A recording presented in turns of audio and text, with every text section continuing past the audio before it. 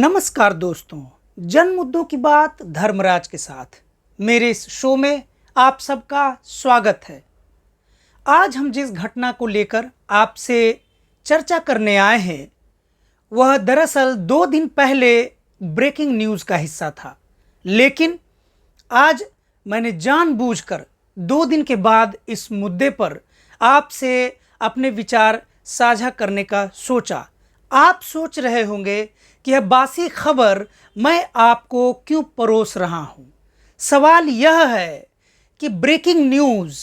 की जो हम बात करते हैं, क्या वह ब्रेकिंग न्यूज़ है या रोज़ हो रही घटनाओं का हिस्सा है, और ये जो रोज़ होने वाली घटनाएं हैं हमारे जीवन को कितना प्रभावित करती हैं। इस बात को गंभीरता से अगर आप समझना चाहते हैं तो आपको आज के मुद्दे को बहुत गौर से सुनना होगा।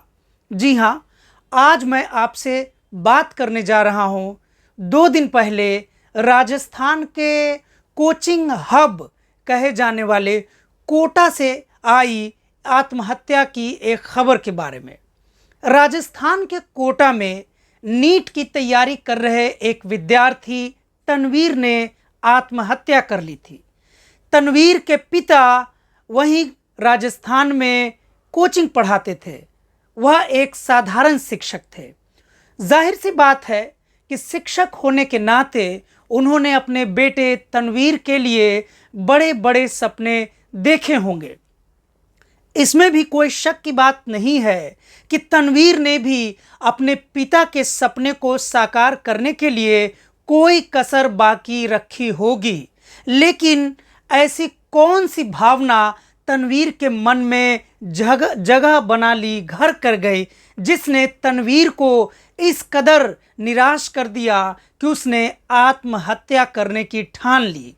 साथियों, अगर आप नीट की तैयारी कर रहे छात्रों की आत्महत्या से संबंधित खबरों को पढ़ेंगे तो आप पाएंगे कि तनवीर कोई पहला छात्र नहीं है जब उसने नीट में असफलता के कारण आत्महत्या किया है। तनवीर से पहले 22 और विद्यार्थियों ने आत्महत्या कर ली है। ठीक उसी शहर कोटा में ही एक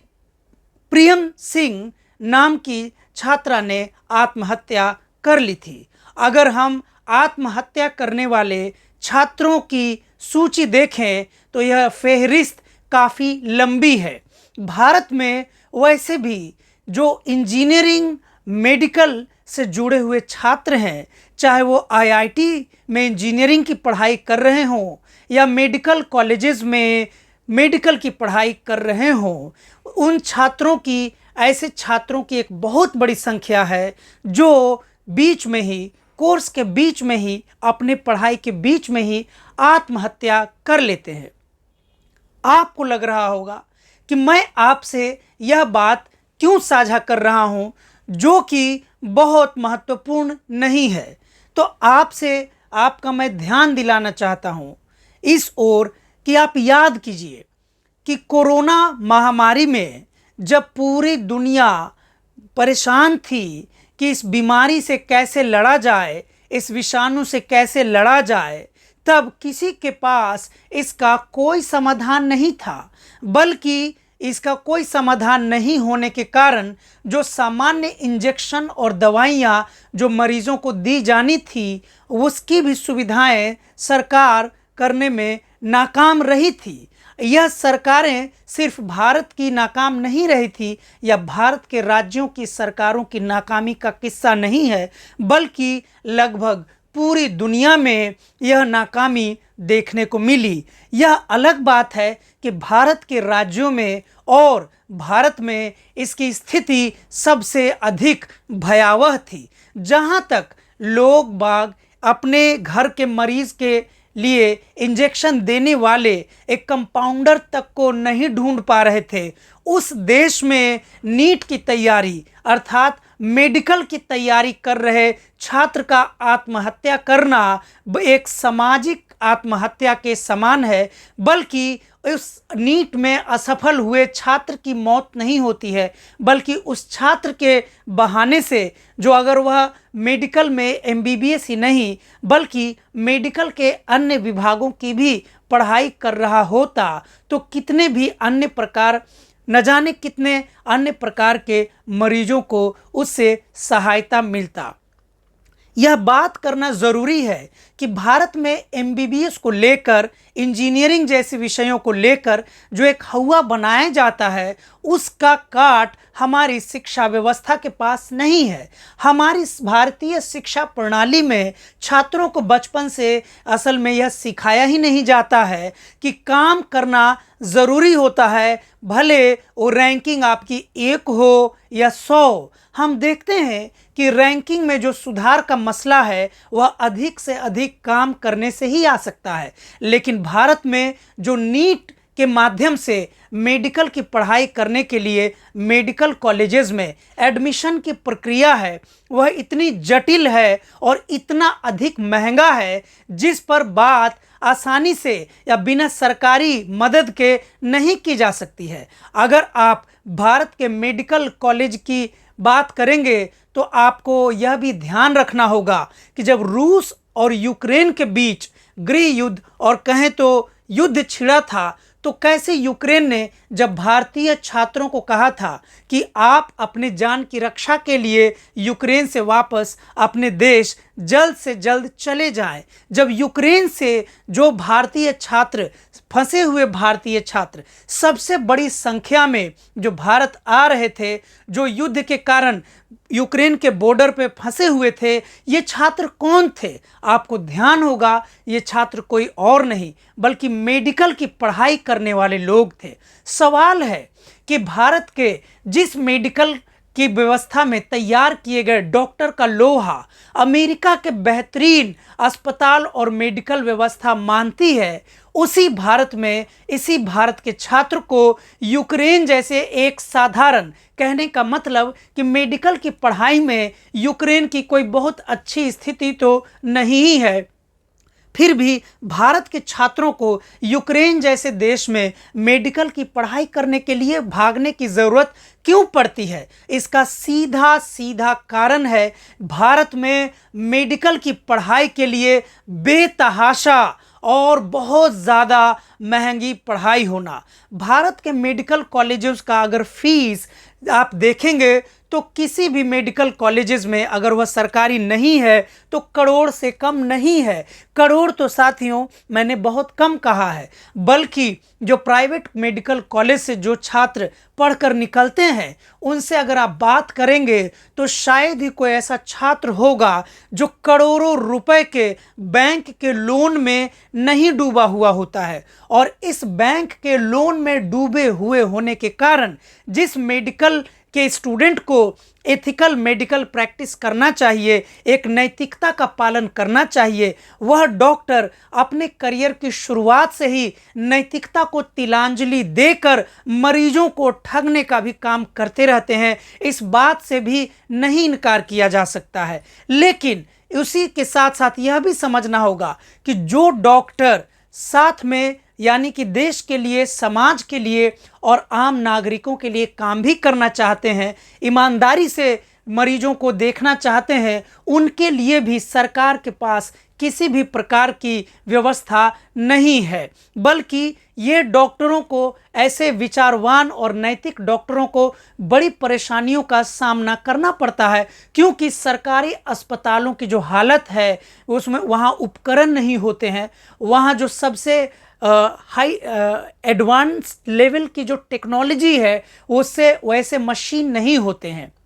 जिसके कारण देश के मरीजों को, आम मरीजों को अपने जान से हाथ धोना पड़ता है। लेकिन वही आप देखेंगे प्राइवेट कॉलेज या प्राइवेट मेडिकल कॉलेज या प्राइवेट अस्पताल की बात करेंगे तो वहाँ फीस इतना ज़्यादा है कि वो एडवांस टेक्नोलॉजी तो रखते हैं, लेकिन उस प्राइवेट अस्पताल का लाभ भारत के हर नागरिक को नहीं मिल पाता, बल्कि बहुत ही चुनिंदा नागरिकों को उसकी सुविधा नसीब हो पाती है। अगर आप देखेंगे कि ऐसी क्या वजह है? तो इसका सीधा सीधा कारण है हमारे सरकारों की निराशाजनक पॉलिसी। जिस निराशाजनक नीति और निर्णयों से भारत सरकार या राज्य सरकारें काम करती हैं, वह देश के लिए घातक है। आम नागरिकों के लिए तो उनके लिए अस्तित्व की बात आ जाती है। जब भी कोई गरीब व्यक्ति सरकारी अस्पताल में पहुंचता है तो उसे वहां पे कोई भी व्यक्ति नहीं मिलता है। जब आप दिल्ली के एम्स जैसे बड़े अस्पताल में भी जाएंगे तो आपको जाते ही एक, चाहे आपके मरीज की हालत कितनी भी गंभीर क्यों ना हो, आपके मरीज के लिए एक साधारण सा कंपाउंडर जो आपके मरीज को तुरंत कम से कम इंजेक्शन दे सके, उसके साथ कम से कम थोड़ी देर खड़ा रह सके, नहीं मिलता। इसमें गलती अगर देखें तो एम्स की ही नहीं है, बल्कि एम्स के पास इतने ज़्यादा काम का बोझ है, इतने अधिक मरीजों की संख्या है कि एम्स प्रशासन अगर हम देखें तो चाह कर भी सभी मरीजों की उचित देखभाल नहीं मुहैया कर सकता है। इसका सीधा कारण है कि जब पूरे भारत के अन्य राज्यों के मरीजों का बोझ दिल्ली के एक दो सरकारी अस्पतालों के ऊपर पड़ेगा तो वो अस्पताल जाहिर सी बात है उन सुविधाओं को नहीं मुहैया करा पाएंगे। इसमें सीधे सीधे इस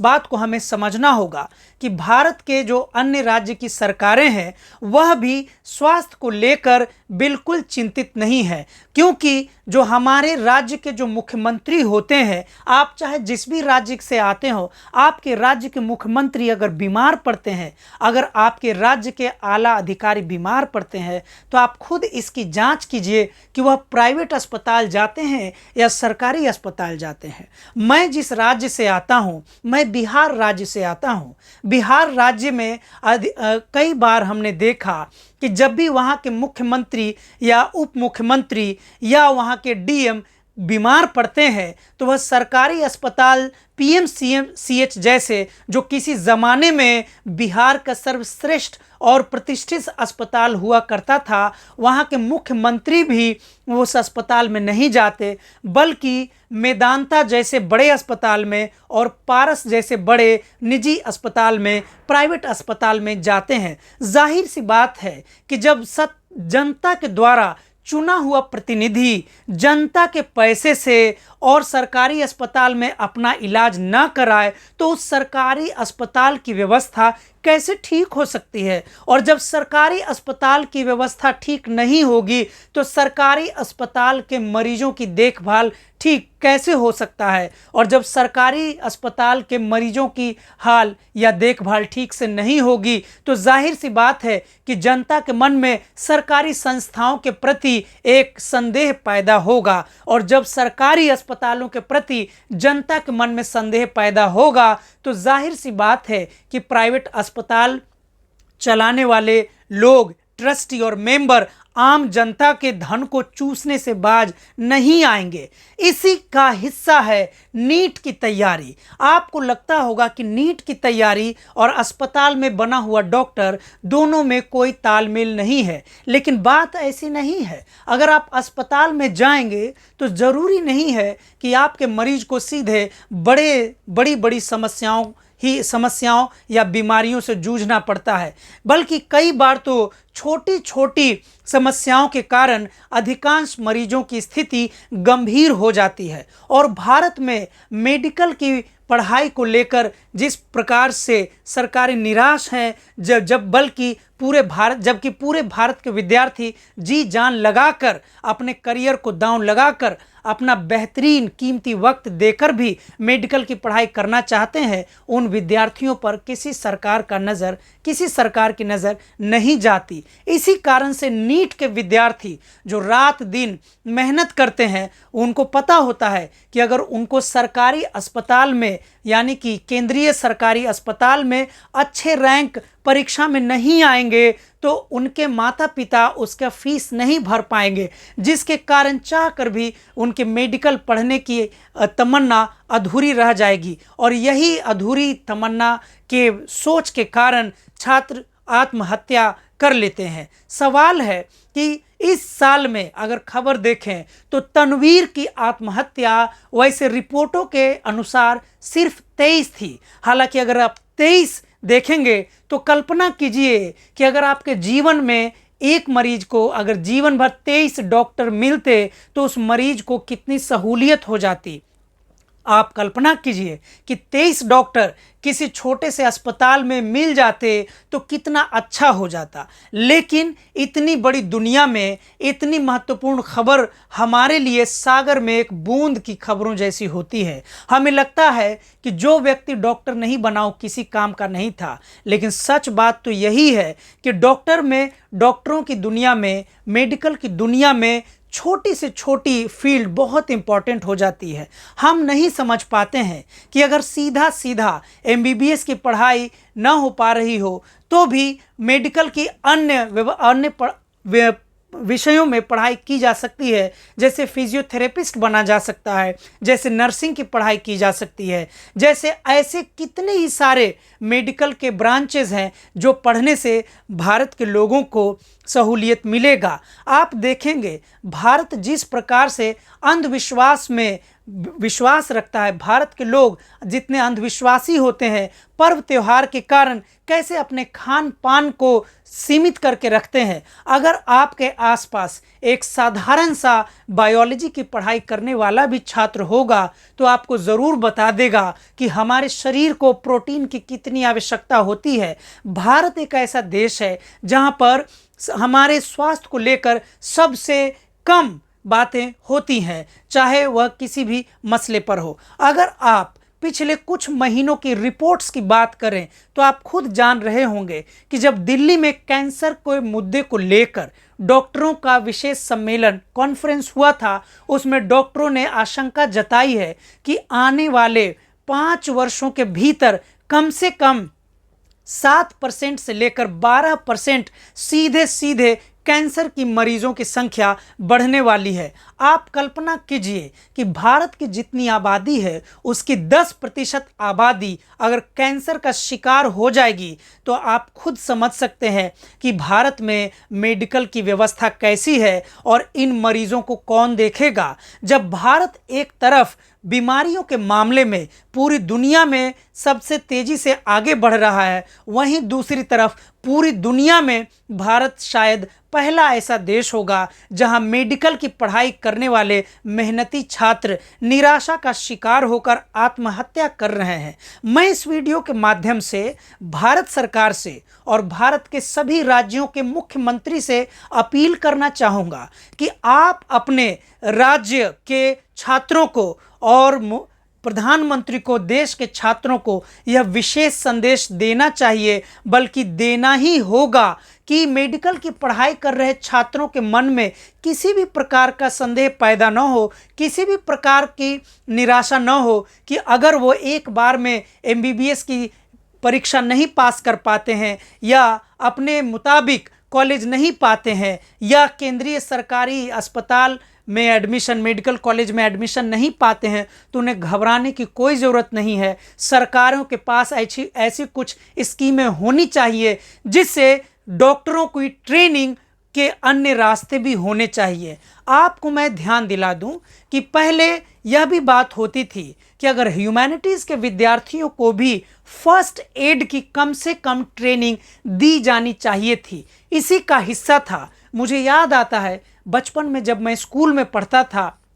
तो हमारे स्कूल के एक कमरे में फर्स्ट एड बॉक्स रखा होता था। भले ही हम लोग मेडिकल की पढ़ाई तब 6ठे 7वें 8वें 9वें 10वें तक नहीं करते थे, लेकिन बेसिक तौर पर मूल रूप से हमें कुछ बातों को ज़रूर बता दिया जाता था कि जो बच्चे खेलते खेलते घायल हो जाएं या किसी दुर्घटना के शिकार हो जाएं, उनकी ब्लीडिंग होने लगे तो कम से कम हमें कैसे पट्टी बांध देना चाहिए, कैसे घाव को साफ करना चाहिए। आप देखेंगे दुनिया में ऐसी कोई पढ़ाई, ऐसी कोई शिक्षा नहीं है जिसे नहीं सीखा जा सकता है। मेडिकल की पढ़ाई ऐसी ही शिक्षा में से एक है। आपको याद होगा जब पूरे भारत की आबादी कोरोना के चपेट में आई थी और प्राइवेट अस्पताल के सभी प्राइवेट कर्मचारी अपनी जान बचाने के लिए भाग गए थे, उस वक्त हर घर में आम नागरिक ही अपने परिवार वालों के लिए डॉक्टर की भूमिका निभा रहे थे। आपको याद होगा जब पूरे भारत के सुदूर गांव देहातों में कहीं भी प्रॉपर उचित मेडिकल व्यवस्था नहीं थी, ऐसे में झोला छाप डॉक्टर ही गांव के लोगों के लिए एक आखिरी सहारा थे। जिन झोला छाप डॉक्टरों को लोग नीम हकीम खतरे जान जैसे मुहावरे कहकर मजाक बनाते थे, उन्हीं डॉक्टरों के हवाले भारत के गांवों की आबादी थी। इसीलिए कहा जाता है कि कौन सा ज्ञान, कौन सी जानकारी कब आपकी रक्षा कर सकता है, इसका गारंटी कोई नहीं ले सकता, बल्कि कहें कि कोई भी ज्ञान आपकी जान बचा सकता है। ऐसे समय में यह बहुत गंभीर बात है कि हमारे नीट के विद्यार्थी, चाहे वह किसी भी जाति के हों, किसी भी धर्म के हों, किसी भी लिंग के हों, किसी भी भाषी क्षेत्र के हों, किसी भी राज्य के हों, उन्हें उनकी जान बचानी होगी और उन्हें आत्महत्या के प्रति जागरूक करना होगा। उन्हें बताना होगा कि आपकी ज़रूरत समाज को बहुत अधिक है। अगर आप एक बार परीक्षा में सफल नहीं हो पाते हैं तो इससे आपको आत्महत्या नहीं करना चाहिए। लेकिन हमारी पूरी सामाजिक व्यवस्था इतनी खराब है, हमारी सरकारी संस्थाएं इतनी निकम्मा है, नकारा है कि सरकारी संस्थाओं के लोग भी इस बात को नहीं पहुंचा रहे हैं, बल्कि जबकि परेशानी तो सभी को हो रही है। मैं इस वीडियो के माध्यम से आखिरी बार गुजारिश करना चाहता हूं कि आप अपने आसपास के छात्रों से, अगर आपके घरों में ऐसे नीट जैसी मेडिकल की पढ़ाई करने वाले छात्र हैं या किसी भी प्रकार की पढ़ाई करने वाले छात्र हैं, अगर उनके मन में असफलता को लेकर भय पनप रहा है, अगर उनके मन में असफलता से उपजी तिरस्कार घर कर रहा है, तो उनसे आपको बातचीत करनी होगी, उससे आपको संवाद करना होगा और उन्हें बताना होगा कि भारत जैसे बड़े आबादी वाले देश में पढ़े लिखे लोगों का होना बहुत ज़रूरी है। और बात जब नीट की तैयारी कर रहे छात्रों की आत्महत्या का है, तो वह तो एक तरीके से आने वाले समय के, जैसा कि डॉक्टरों के बारे में कहा जाता है कि भगवान ही है। अगर ये नीट की तैयारी कर रहे छात्र अपनी आत्महत्या का विचार छोड़ दें तो आने वाले समय में कहा जा सकता है कि गरीब से गरीब आबादी को, भारत की सबसे लाचार मजलूम आबादी को एक अच्छा डॉक्टर मिल सकेगा और उन्हें कम से कम स्वास्थ्य के क्षेत्र में थोड़ी बहुत बराबरी का एहसास हो सकेगा। मैं आपसे इसी समाचार के साथ विदा लेता हूं। उम्मीद करता हूं कि आप अगले खबर के लिए हमसे जुड़ेंगे और मेरे इस शो को आप देखते रहेंगे। इसके साथ मैं इस खबर के साथ आपसे विदा लेता हूं। शुक्रिया, धन्यवाद।